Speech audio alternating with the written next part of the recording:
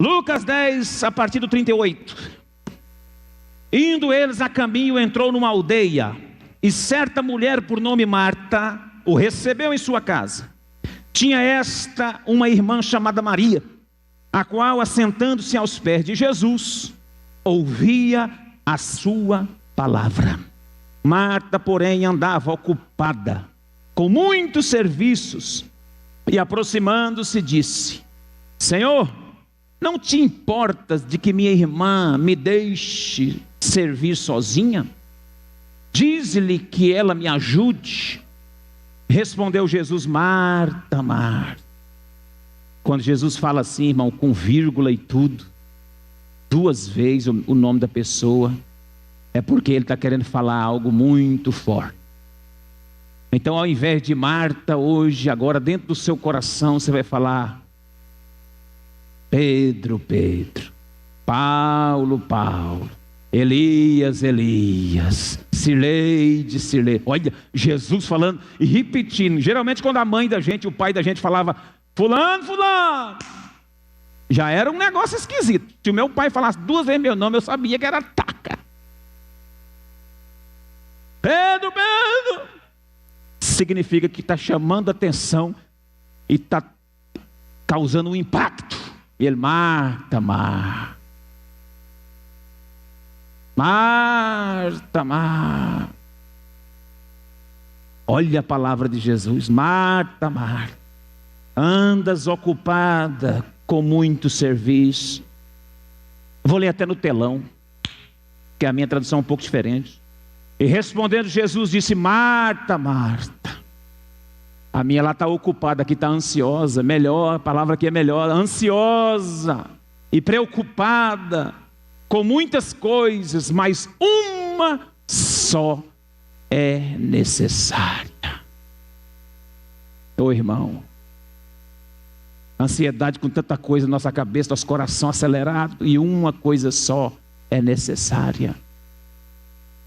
E Maria escolheu a boa parte, a qual não lhe será tirada.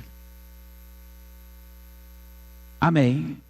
Todas as 3 vezes que essa Maria aparece no Evangelho, ela aparece da mesma forma.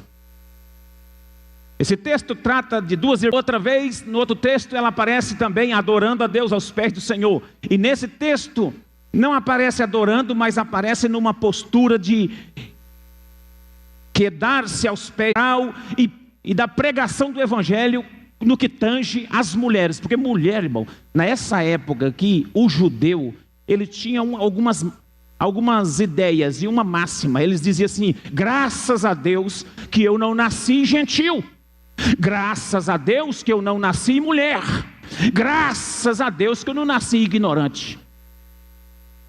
Eles repetiam isso ao público.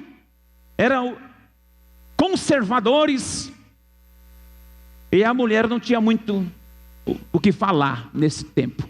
Jamais se viu uma mulher aos pés de um rabino em Israel aprendendo a Torá, a lei. Jamais. Esse protocolo foi quebrado com Jesus de Nazaré.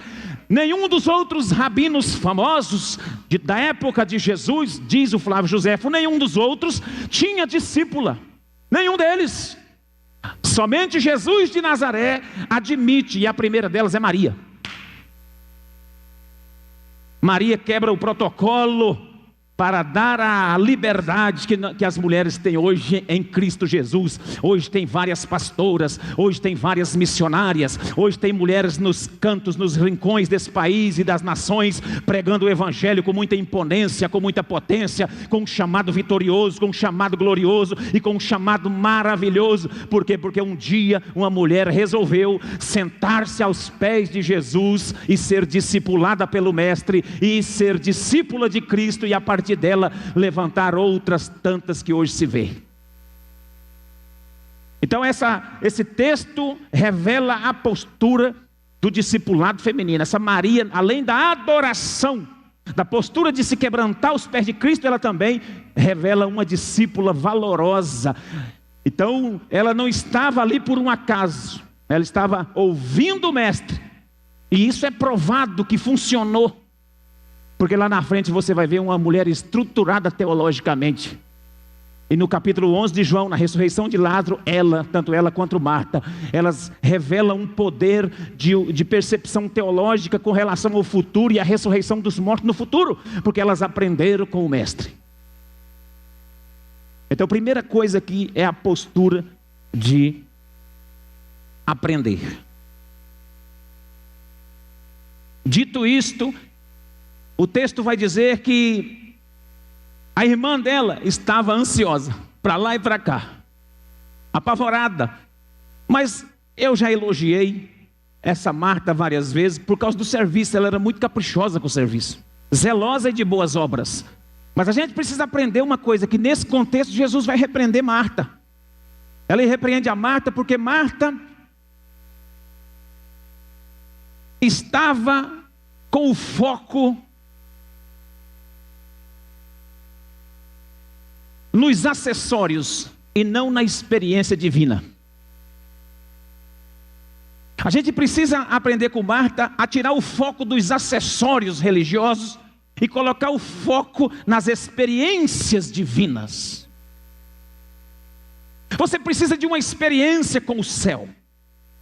E para ter uma experiência com o céu, você tem que se aquietar. Aquietar a alma, o coração e o corpo aos pés de quem pode te ministrar. E Marta, mesmo fazendo a coisa certa, mesmo fazendo a tarefa que precisava, no entanto, ela estava com o foco nos acessórios, no estético, naquilo que compunha o externo. Mas o foco, quando Jesus está na casa, não é o externo, é o interno, é o profundo, é o coração. Quando Jesus está no ambiente, nós precisamos aquietar o nosso radar externo e colocar o foco nas experiências divinas que Ele tem para nos dar. Você num culto desse, se você não desligar o radar externo, você fica pensando, amanhã eu vou ter que levantar 4 da manhã. E a palavra de Deus ministrando ao seu coração, e você fala assim, hoje é dia 10 e não fechou, as contas estão batendo forte. Se você não desligar o radar externo, você fica pensando em outras coisas. E aí você fica ansioso, preocupado, angustiado com tudo que está em volta de você, e perde e deixa de colocar o foco nas experiências divinas e espirituais que Deus quer te dar num culto como esse. Então nós aprendemos com Marta e com Maria, que são 2 irmãs fazendo para Deus. Mas aqui nós podemos dizer as experiências do fazer e do ser. 2 irmãs fazendo algo para Deus. O que Marta estava fazendo não era pecado, mas o que Maria fez foi escolher ser discípula e ouvir a Cristo. Porque, irmão, quando Cristo está na casa, não adianta você querer fazer, deixa Ele fazer. Se você tivesse um papel em branco e tivesse numa fila, e viesse na fila falar com Deus sentado numa cadeira, o que você escreveria nesse papel? Deus estava sentado aqui numa fila, e você na fila com um papel em branco e uma caneta, o que você escreveria no papel? Alguém disse que um homem chegou e entregou o papel em branco e a caneta para Deus. Falou, Deus, escreve porque o teu propósito é melhor do que o meu.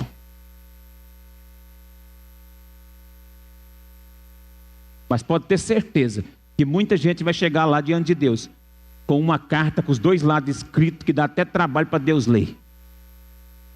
Tudo cheio das suas vontades, dos seus afazeres, das suas ansiedades, das suas preocupações. A postura da Maria, a prioridade da Marta, revelou a possibilidade de Jesus levantar discípulas e a profundidade de trazer para si mulheres que se tornaram pioneiras na pregação, na divulgação do Evangelho em todos os lugares. As igrejas evangélicas no Brasil, elas são compostas por 70%, já teve até mais, 80% são mulheres nos seus cultos. Será por quê, irmãos? Porque será que quando Jesus ressuscitou, as primeiras pessoas que souberam e que descobriram e que viram Jesus ressurreto foram as mulheres, hein, irmão? Será por quê, irmão?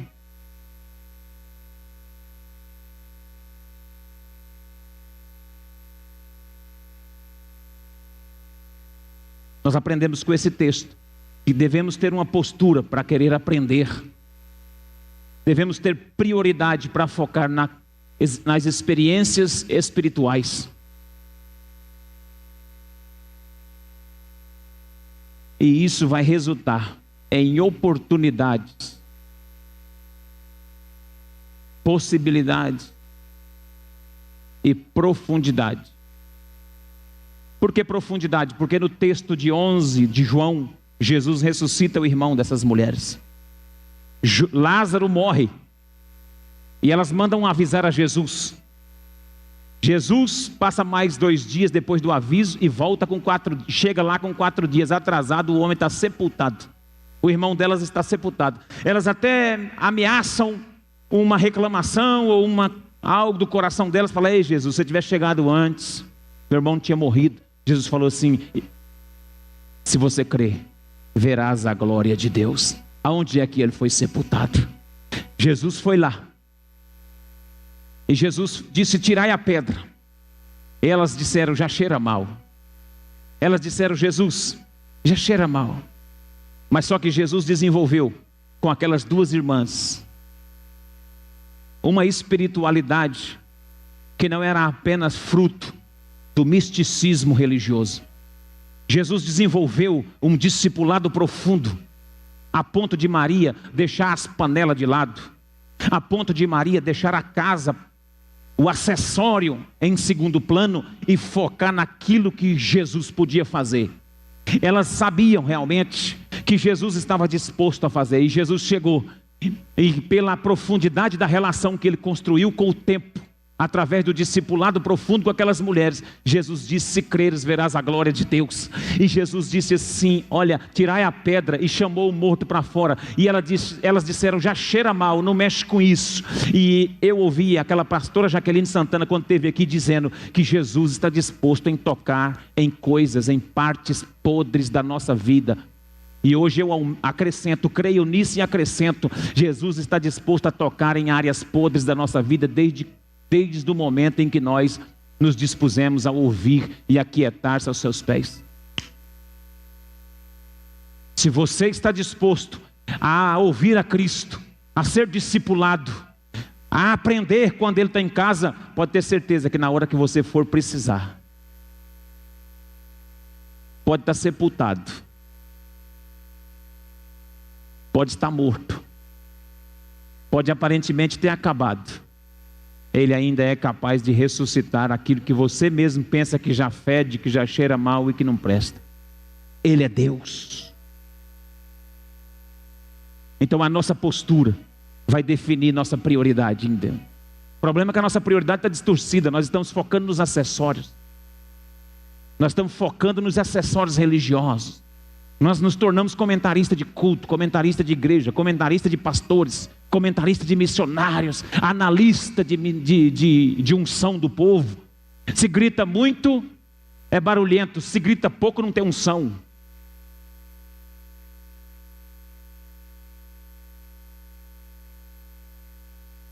Se visita muito, está enchendo as paciências. Se não visita, é preguiçoso.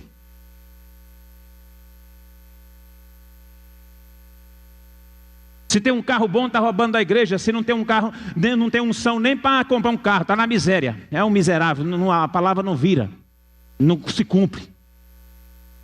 Aí nos damos ao direito de analisar posturas das pessoas, culto. Estamos mais como cronistas espirituais do que gente que se ajoelha aos pés do mestre para definir nossas prioridades e gerar profundidade aonde vida vai surgir mesmo que esteja morto. Precisamos definir quem somos em Deus, porque esse tempo vai exigir de mim, de você, uma postura de discípulo fiel aos pés do mestre. Ouvindo, ele disse: Marta, você está agoniada. O que está acontecendo, Marta? Eu falo sem medo, sem sombra de dúvida, porque eu sou profeta e não tenho medo de falar aquilo que Deus me fala. E eu falo com propriedade, não é pessoal, é profético. Presta bem atenção. Se as suas prioridades forem nos acessórios, forem nas coisas, se a sua prioridade estiver focada nisso, e Deus te quiser perto dele, Ele vai tirar essas coisas que você anda focando, Ele vai arrancar o que você julga ser importante, para que você chegue aos pés dele em humildade e construa um relacionamento de profundidade. Pode ficar tranquilo, porque Deus, Ele quer você perto dele, custe o que custar. E se você endurecer a cerviz, será quebrantado sem que haja cura. Porque a Bíblia diz que aquele que endurece a cerviz será quebrantado sem que haja cura. E não sou eu que estou falando, é a Bíblia que diz. Nós precisamos entender a postura de se quedar aos pés do mestre e definir isso como prioridade. Prioridade nas experiências divinas, prioridade naquilo que tem profundidade, naquilo que transfere vida na vida, vida na morte, e ressuscita aquilo que já está em putrefação, aquilo que já está apodrecido. Tem coisas morrendo na sua vida porque você não focou nas experiências com Deus ainda. Tem coisas apodrecendo na sua vida porque você está com a colocação errada. Toma cuidado, mas se você tiver amizade com Deus, construir um ambiente com Deus nessa estrada, pode estar assim, Ele vai ressuscitar isso aí. Mas tudo isso é para construir uma estrada. Abra seu coração para essa palavra. Coloque isso como certeza no seu coração. Deus vai pedir conta de que você estreite e alinhe logo essas prioridades. O foco está no lugar e nas coisas erradas. Agora, não é errado lavar louça, não é errado fazer a comidinha. Provavelmente a coitada da Marta estava até cozinhando para Jesus. Lógico que não é errado, meu irmão. A Marta está trabalhando. É lógico. Ó, irmão, se o trabalho for uma desculpa para você perder a sua relação com Deus, se o trabalho for uma desculpa para você perder o foco das experiências divinas, toma cuidado. Deus não quer tomar seu trabalho, mas Deus quer alinhar o seu coração num discipulado mais profundo, num tempo a sós com Deus. E eu não estou dizendo para você só de participação de culto, não. Eu estou dizendo de foco, de vida com Deus. Você já teve mais, você já jejuou mais, você já orou mais, você já teve uma relação mais estreita com Deus. Ultimamente o ativismo, o trabalho, a angústia está tomando conta do seu coração. Você abre seu olho, porque Jesus não está chamando Marta aqui não, está chamando o seu nome essa noite, e o meu. Fica de pé, eu quero orar com você. O que passar agora daqui já não é mais a palavra. Eu não quero falar mais nada. O texto é só isso que fala. É postura e prioridade. Postura e prioridade define as nossas possibilidades em Deus e a nossa profundidade no relacionamento que temos com Ele. Se você definir sua postura em Deus hoje e colocar sua prioridade nas experiências divinas e tirar do foco, tirar do acessório, tirar das coisas exteriores, e olha, veja bem, escute novamente, não estou pedindo para que você amanhã fale, olha, tem que abandonar esse trabalho. Não, irmão, você vai abandonar o trabalho, vai passar fome. Não é isso não. é você colocar a prioridade, as coisas no lugar certo, tá? Deus te conhece, meu irmão. Deus sabe. Essa historinha de, ai, não tive tempo. Essa historinha, ai, não tive isso. Então você fala para Deus. Você fala igual Marta. Olha, a Marta foi tão incrível que ela foi reclamar para Jesus. Rapaz, que Marta. A pessoa ter a coragem de mexer com Jesus para Jesus resolver o problema dela. Jesus, está vendo minha irmã não? Folgada. Então uma folgada. A tradução da Bíblia ela é elegante, ela é chique. Mas nós somos irmãos, eu tenho irmão, você tem irmão, nós temos irmãos. Dentro de casa, como é que é o nosso tratamento com o irmão? Rapaz, você é folgado, hein? Acorda, meu irmão, serve, ajuda. Rapaz, para Marta ter chegado, conversar isso com Jesus, no mínimo, umas 2, 3 vezes, quando ela passava para lá e para cá naquela casa, assim, pisoteando, que eu sei como pessoas que estão trabalhando e o outro às vezes está lá no sofá, assim, tá? Tem umas irmãs que trabalham, aqui está a escrava, está dentro dessa casa hoje. Vocês elegeram como escrava, pode sujar tudo, bagunçar tudo, a escrava vai fazer. É desse jeito. É o relacionamento entre irmãos. Traz um copo de água para mim aí, me ajuda. Não, mano, sou seu escravo, não. Se vira. Para aquela Marta ter chegado a esse ponto de reclamar, ela já deve ter falado assim, sem Jesus ver. Desconfia, estou só eu trabalhando. Ué, pelo amor de Deus, vamos, reage, desconfia, duvida. Olha, eu estou vendo ela fazendo isso. Você não está vendo ela fazer isso? Porque a gente fica irado quando a gente está fazendo alguma coisa assim que o outro não está muito. Porque na visão dela, aquela Maria falou, ah, meu Deus do céu, agora essa mulher... Ah lá, chega a cruzar as pernas, só quer estar orando, falando em língua, perto de Jesus, e eu aqui igual uma escrava. E Maria lá, e fala mais, mestre, estou entendendo, Jesus. Que mandarabas. Ela falou, eu vou ter que falar com Jesus. O único recurso é falar com Jesus. Jesus, o senhor não está vendo, não? Ainda tem uma dura no Jesus. O senhor não está nem aí. O texto fala, Jesus, tu não te importas. Vou traduzir para você, no português da Araputanga. Jesus, ué, o senhor não está vendo esse negócio, não, hein? Quer dizer que o senhor não está... Ajeita. Vamos, reage, essa mulher está numa preguiça. Ela quis dizer isso, irmão. Jesus falou, Marta, você está equivocada. Essas panelas aí dá para passar até a semana sem lavar, mas quando eu estou na casa, esquece panela. Jesus queria definir prioridade. Irmão, quando eu estou na casa, se não deu tempo de você terminar na semana, lá no domingo, você quer terminar tudo no domingo? Só para enforcar o culto? Acumula, deixa para segunda. Meu Deus, meu irmão, toma cuidado, dê prioridade para as coisas de Deus. Dê prioridade com as coisas de Deus. Você não deu conta de pagar. Você não deu conta de pagar as contas com os 90%. Aí você pode pegar, aí você vai e enforca o 10%. Esse 10% também não vai servir, porque você vai ficar embananado, enrolado. Tem coisas que não funcionam, rapaz. Você tem que alinhar, definir prioridade. Dia de IBN em casa, dia de IBN em casa. A nossa família se reúne. O pai chama as filhas. A mulher fala, senta aqui, porque hoje é dia de IBN em casa. Dia de nós, como família, reunirmos. Dia da oração é dia da oração. Dia da quinta-feira, eu preciso estar no culto hoje. Vamos logo.